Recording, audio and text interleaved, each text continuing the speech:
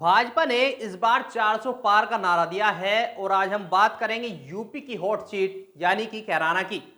कैराना में अब की बार भाजपा रिकॉर्ड तोड़ेगी या फिर से सपा, और हाल ही में बसपा ने कैराना में अपना प्रत्याशी भी मैदान में उतार दिया है।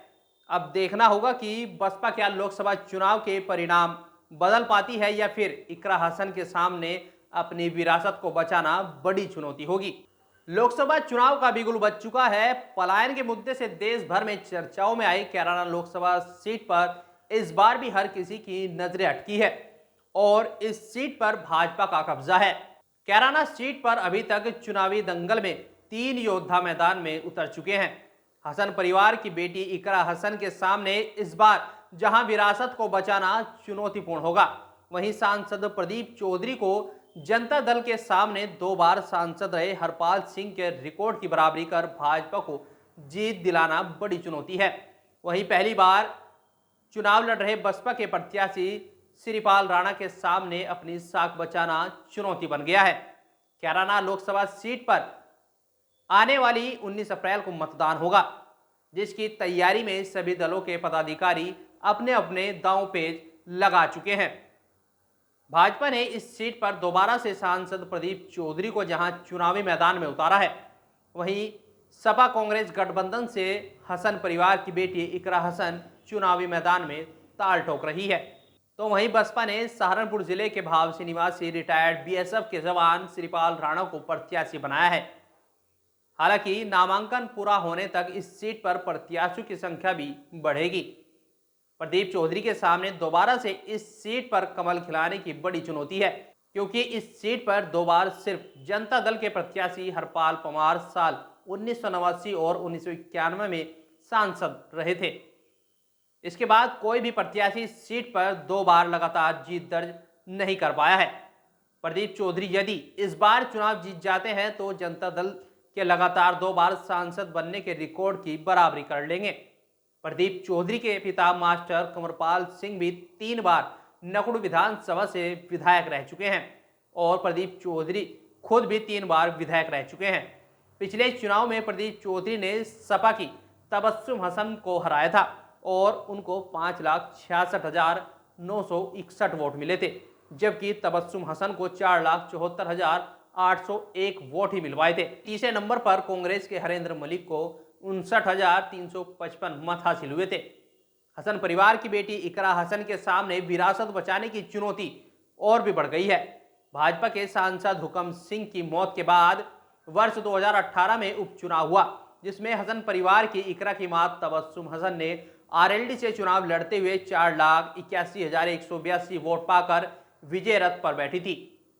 इससे पहले 2009 में भी तबस्सुम हसन ने बसपा से चुनाव लड़ा था और 2,32,590 मत हासिल कर जीत दर्ज की थी।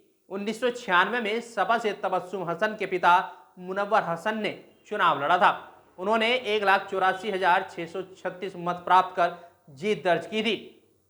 इससे पहले 1984 में मुनव्वर हसन के पिता चौधरी अख्तर हसन ने कांग्रेस से चुनाव लड़ते हुए जीत दर्ज की थी। इकरा के भाई नाहिद हसन वर्तमान में कैराना से विधायक है। बसपा ने लोकसभा सीट पर सहारनपुर जिले के भावसी निवासी रिटायर्ड बीएसएफ के जवान श्रीपाल राणा को प्रत्याशी बनाया है। श्रीपाल राणा ने 6 महीने पहले ही बसपा को ज्वाइन किया है। श्रीपाल राणा के सामने बसपा की साख बचाना बड़ी चुनौती है। अब देखना यह भी होगा कि प्रदीप चौधरी इस सीट पर फिर से कमल खिलाने में कामयाब होते हैं या फिर बसपा या गठबंधन से कोई और सांसद बनता है। कैराना की अगर बात करें तो बसपा भाजपा और सपा का खेल बिगाड़ सकती है। बसपा ने इस बार कैराना लोकसभा सीट पर श्रीपाल राणा को उतारकर ठाकुर दलित कार्ड खेल दिया है। जहां ठाकुर समाज बीजेपी से टिकट न मिलने से नाराज दिखाई दे रहा है, तो वहीं बसपा इस लोकसभा सीट पर पूरा फायदा उठाती नजर आ रही है। इस स्थिति में बसपा को ठाकुरों के साथ दलित, मुस्लिम और अन्य वर्गों का वोट भी मिलता है तो भाजपा और सपा का खेल बिगड़ना लगभग तय है। जबकि अन्य निर्दलीय पार्टियों के प्रत्याशी भी भाजपा सपा का खेल बिगाड़ने में बिल्कुल कामयाब हो सकते हैं। अब 2019 के आंकड़ों पर एक नजर डाल लेते हैं। कैराना लोकसभा में भाजपा के प्रदीप चौधरी को 5,66,961 वोट मिले थे। वहीं समाजवादी से तबस्सुम हसन को 4,74,801 वोट ही मिल पाए थे। कांग्रेस से हरेंद्र मलिक को मात्र 69,344 वोट ही मिल पाए थे।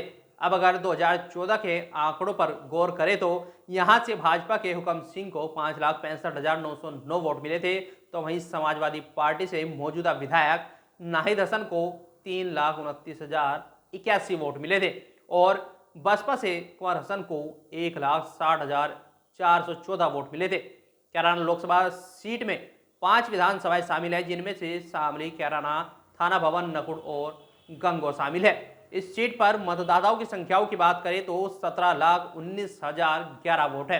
तीनों में कांटे की टक्कर है और अब देखना होगा कि किसके सर सहरा सजता है और किसकी घर वापसी होगी।